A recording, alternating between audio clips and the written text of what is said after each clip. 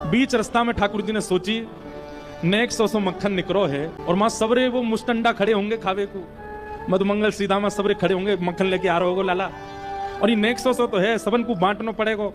तो ठाकुर जी ने मन में विचार किया एकांत कहीं देख के मैं ही पाई लाऊं याकू।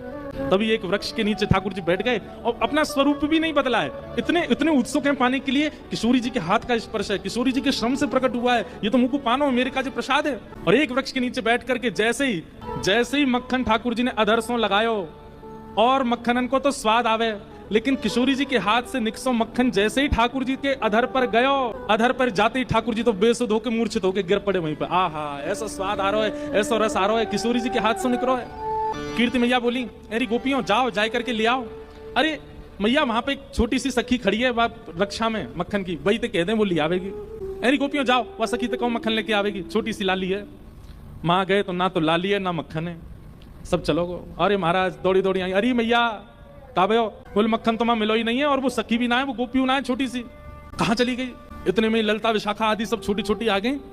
बोले एरी या पूरे बरसाने में हम 8 के अलावा कोई को अनुमति नहीं है वृषभानु भवन में जाके किशोरी जी के पास खड़े हुए। ये 9वीं सखी कौन सी आई, तू गई? बोले ना मैं तो नहीं। तो तू आई थी? बोले मैं भी नहीं। सब आपस में बोले हम तो नहीं।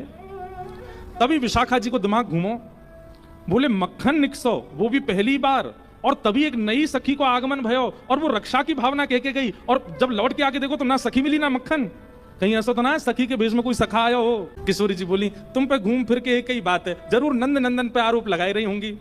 विशाखा बोली और कोई है ही ना सके, श्री जी तुम शर्त लगाए लो, हम तो वही आयो वही लेके गए। किशोरी जी बोली ना वो ऐसे ना है। सबरी सखी बोली तो चलो फिर नंद भवन चले, नंदगाम चले, जाके न पतो करके हमें कच्छू तो सुराग मिलेंगे, कच्छू तो सबूत मिलेंगे मक्खन के। सब सखियां जा रही है नंद भवन। क्यों? नंद भवन तो बहुत दूर है, बीच मार्ग में ही देखो एक वृक्ष के नीचे बेसुध पड़े हैं ठाकुर जी।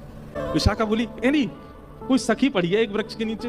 बोले भैया कोई सखी होती तो न लाज करके लेटती है, तो बेलाज सी लेटी है। पास जाए करके जैसे ही देखो मुंह पे पूरे पे मक्खन लगो है और ठाकुर जी चटकारे ले करके प्रेम से पा रहे हैं।